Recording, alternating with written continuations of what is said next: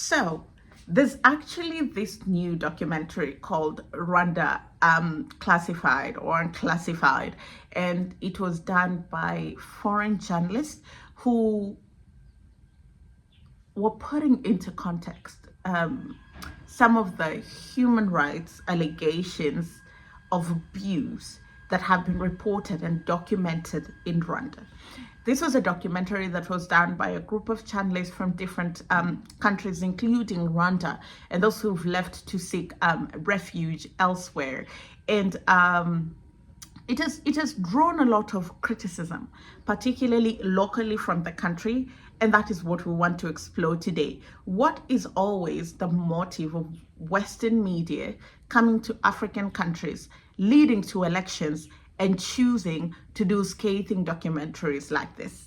Hello there, how are you doing? Welcome to another episode of our conversations. My name is Ondiro Oganga. I'm a business journalist by profession and a digital content creator. I love coming on here and having conversations with you guys about Black people, Africans, our empowerment, and how we can rise up and take our rightful place at the global stage. You can connect with me on social media at Ondiro Oganga, or you can come over to my channel at the Need on Africa channel, where I profile Africa through people, politics, and culture. Let's get into today's topic. So a couple of days ago, there was a proper piece, an investigative written piece, and also a very short documentary that was putting into context Rwanda, as some might have thought about it, read about it, or known it. And despite all the great things that happened here, there's also been very sharp criticism of President Paul Kagame, particularly coming from the international community, talking about how there is no human rights observation in Rwanda. Human rights are not upheld. Opposition members and opposition parties, they're jailed, they're harassed by government. There's spying of people. There's no press freedom, and there have been allegations of opposition leaders being taken out by the government irrespective of where they are. And this is tied to the complicated history of the country dating back to the genocide. Now, as someone who lives in Rwanda, I'm going to give you two perspectives of this. There are nuances to this thing, right? One of them being, when that documentary dropped, at least some of the people that we know, prominent and ordinary people, took to social media to express their dissatisfaction. And you could see that Rwandans just want to be left alone. This is their country. This is the man that they've put in power. This is his governance style. And they even amended the constitution to allow him to vie for a third term. And he's vying for a fourth term, which will mean he would technically be in power by the time he finishes this term, as we're heading into elections. He would have been in power for technically 30 years, 3 decades, right? And they are not complaining. That is what they're saying. We are not complaining. Let us be. And many a times that criticism from Rwandans is always coming from a place where, when there was a genocide here, nobody turned their eye on our country.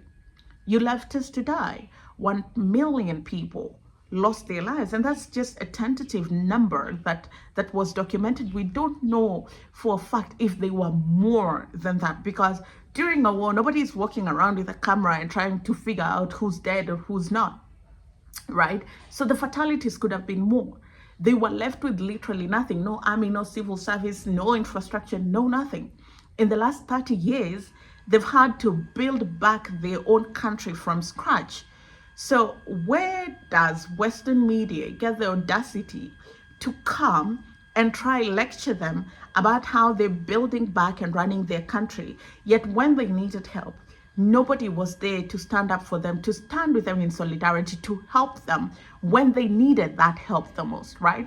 And that is the general sentiment that you just get to feel, you know. Even the government spokesperson, Yolande Makolo, criticized that documentary, and people are saying that every time that Rwanda is almost heading towards an election, there's always these scathing pieces that tend to paint the president as this dictator and this super evil person, but they live in the country and they're comfortable with that. I think to explore it from the point of the journalist, and I'm really being careful because this is a really touchy subject. Personally, I'm not Rwandan, I just live here. So I can just tell you the perspective of the people from this country. Of course, there are also nuances to that perspective because there are certain Rwandans abroad who are against the president, and that's also very important to notice. Going to the media part, these media houses were given nearly $2 million to do this investigation. The first question is, where did that money come from? Literally, where did that money come from? There's so many things that are going on in the world. There's a war in DRC, right? That kind of money has not been pumped to investigate what is going on in DRC. You know why? Because where that money is coming from is exactly the people who benefit from the chaos in parts of DRC. So they're literally not going to touch that. I think that the older I grow, the more I realize, particularly as a journalist, that there's always an agenda with media. The question is just, what's the agenda? You watch CNN, they have their own agenda. You watch Fox, they have their own agenda. You watch MSNBC, they have their own agenda. So the question here is, what was the agenda? Why would you assemble an arsenal of journalists coming from different parts of the world and fund them with as much as $2 million to do this investigation? There haven't been protests in Rwanda. There haven't been a national call to action or change in this country.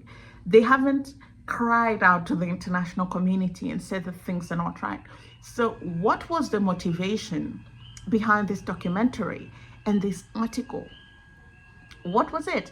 And I think that also people can't help it but read malice into it, because the president of Rwanda has always been massively criticized by the West. I think they love him and hate him in equal measure, right? When he's building roads and building infrastructure and lifting the country out of poverty, then they really love him because he's modeling a place which, and Rwanda is at a very strategic place. It's at the center of Africa. So he's literally molding a place where you can come and go as you please. You feel safe, you can do business with stability. But then the nuances and the micro conditionalities are the things that you don't want to turn an eye to. And you say, okay, I like this, but I don't like this because it doesn't favor me in some way. Or what is the reason behind it? So the general sentiment in Rwanda is that everybody is just rallying behind their leader. Everybody is rallying behind their country. And also it's important to know that after the traumatic experience of the genocide, Rwandans are very protective of their country. They're very protective of their peace. They're very protective of their stability. And so any article that threatens that is not welcomed here, not by the people, not by the leadership. But I think that questions need to be asked. If we're going to fund investigations, I want to see an investigation in DRC. I want to see an investigation in South Africa, Bethade. I want to see an investigation on the horrors that the Brits committed in Kenya. I want to see a proper investigation, fully funded, $2 million on La France Afrique in West Africa. I want to see all that, but we can't cherry pick where to do investigations and fund it, because then it begins to smell like a malicious investigation, whether or not the intention was pure. Let me know if you've seen the documentary. Let me know if you've read the article and what you think in the comments down below. Thank you so much for watching. I'll see you again next time.